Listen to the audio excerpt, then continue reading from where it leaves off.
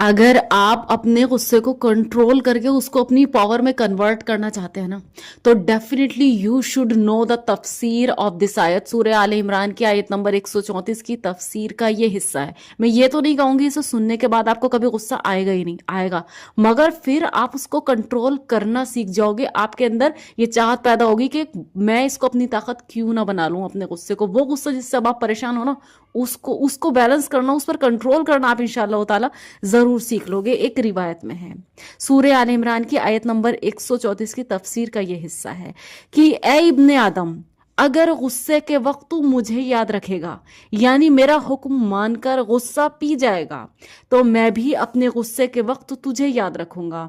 और वो गुस्से का वक्त कौन सा होगा? यानी हलाकत के वक्त, तुझे हलाकत से बचा लूंगा। और हदीस में है, रसूलुल्लाह सल्लल्लाहु अलैहि वसल्लम फरमाते हैं, जो शख्स अपना गुस्सा रोक ले, अल्लाह ताला उस पर से अपने अजाब हटा लेता है। और जो शख्स अपनी जबान खिलाफ शरई बातों से रोक ले, क्योंकि गुस्से में खिलाफ शरई बातें ही निकलती हैं, जो रोक ले तो अल्लाह ताला उसकी पर्दा पोशी कर लेगा। और जो शख्स अल्लाह ताला की तरफ माजरत लेकर जाए, अल्लाह ताला उसका उज्र कबूल फरमाता है। एक और हदीस में है, रसूलुल्लाह सल्लल्लाहु अलैहि वसल्लम फरमाते हैं, पहलवान वो नहीं जो किसी को पछाड़ दे, बल्कि हकीकतन पहलवान वो है जो गुस्से के वक्त अपने नफ्स पर काबू रखे। क्योंकि ये बड़ा ही मुश्किल काम है। गुस्से के वक्त एक तो खुद को रोकना और कम से कम अपनी जबान को बुरी बातों से रोकना, ये सच में बहुत मुश्किल काम है। और सुनिए, मुस्नद अहमद में है, हजरत हारसा बिन कदामा सादी रजी अल्लाह अन्हु हाजिर खिदमत नबवी होकर अर्ज करते हैं, हुजूर मुझसे कोई नफे की बात कहिए और मुख्तसर हो ताकि मैं याद भी रख सकूं, यानी शॉर्ट में हो, आसान हो, जिसे मैं याद रख सकूं। आपने फरमाया गुस्सा न कर। उसने फिर पूछा, आपने फिर यही जवाब दिया, कई कई मरतबा यही कहा। किसी और शख्स ने भी हुजूर से ये कहा कि मुझे कुछ वसीयत कीजिए, आपने फरमाया गुस्सा न कर। वो कहते हैं, मैंने जो गौर किया तो मालूम हुआ कि तमाम बुराइयों का मरकज गुस्सा ही है। एक रिवायत में है कि हजरत अबू जर रजी अल्लाह अन्हु को गुस्सा आया तो आप बैठ गए, फिर लेट गए। उनसे पूछा गया, ये क्या? फरमाया, मैंने रसूलुल्लाह सल्लल्लाहु अलैहि वसल्लम से सुना है, आप फरमाते थे जिसे गुस्सा आए वो खड़ा हो तो बैठ जाए, अगर उससे भी गुस्सा न जाए तो लेट जाए। मुस्नद अहमद की एक और रिवायत में है, एक और आइडिया गुस्से को खत्म करने का, कम करने का, कि उर्वा बिन मोहम्मद रजी अल्लाह अन्हु को गुस्सा आया, गुस्सा उन्हें चढ़ा हुआ था, तो आप वजू करने बैठ गए। फरमाने लगे, मैंने अपने उस्तादों से ये हदीस सुनी है कि रसूलुल्लाह सल्लल्लाहु अलैहि वसल्लम ने फरमाया है कि गुस्सा शैतान की तरफ से है और शैतान आग से पैदा हुआ है और आग को बुझाने वाली चीज पानी है, बस तुम गुस्से के वक्त वजू करने बैठ जाओ। हुजूर सल्लल्लाहु अलैहि वसल्लम का ये भी इरशाद है कि जो शख्स किसी तंगदस्त को मोहलत दे, अपना कर्ज उसे माफ कर दे, अल्लाह ताला उसे जहन्नम से आजाद कर देता है। लोगों सुनो, जन्नत के अमाल सख्त और मुश्किल हैं और जहन्नुम के काम आसान और सहल हैं। नेक वक्त वही है जो फितनों से बच जाए। किसी घूंट का पीना, ये वो वर्ड्स हैं जो गोल्डन वर्ड्स कहे जाने के काबिल हैं कि किसी घूंट का पीना अल्लाह को ऐसा पसंद नहीं जैसा गुस्से के घूंट का पी जाना। ऐसे शख्स के दिल में ईमान रच बस जाता है।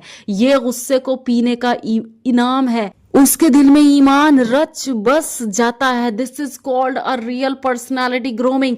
लोग गुस्से को जाहिर करना, अपना बदला लेने को बेस्ट समझते हैं, लेकिन जब उसका नुकसान उठाते हैं तब सोचते हैं काश किसी तरीके से I can control my anger. तो ये वो चीजें हैं, जब मालूम होगा ना और दिल में अल्लाह ताला की मोहब्बत होगी, जरूर ये चीजें आपको गुस्से के वक्त आपका नुकसान करने से रोक लेंगी। और सुनिए, जो शख्स, हुजूर सल्लल्लाहु अलैहि वसल्लम फरमाते हैं, जो शख्स अपना गुस्सा उतारने की ताकत रखते हुए फिर भी जब्त कर ले, अल्लाह ताला उसका दिल अमनो अमान से भर देता है। जो शख्स बावजूद कुदरत के अपना गुस्सा जब्त कर ले, उसे अल्लाह ताला तमाम मखलूक के सामने बुलाकर इख्तियार देगा कि जिस हूर को चाहे पसंद कर ले। इस मजमून के और भी बहुत सारी हदीस हैं।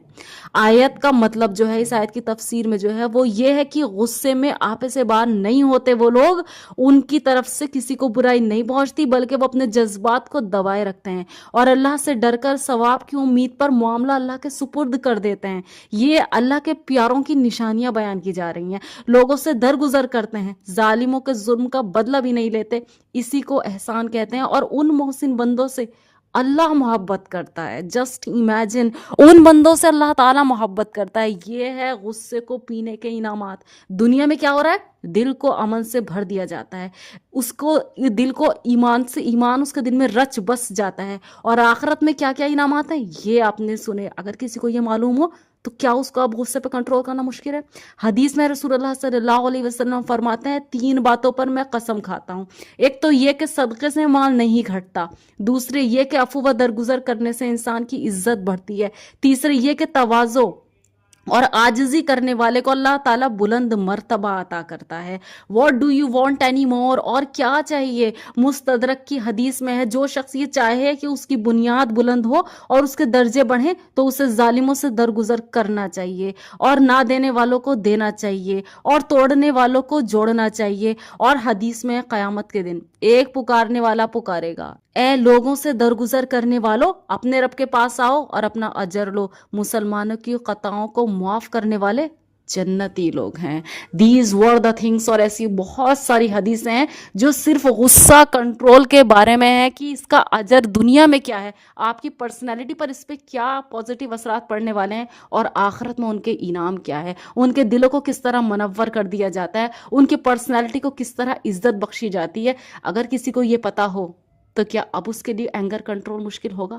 جب غصہ آئے گا نا یہ چیزیں ضرور یاد آئیں گی, اگر اس کے دل میں اللہ اور اس کے رسول کی محبت کا کوئی بھی جذبہ موجود ہے.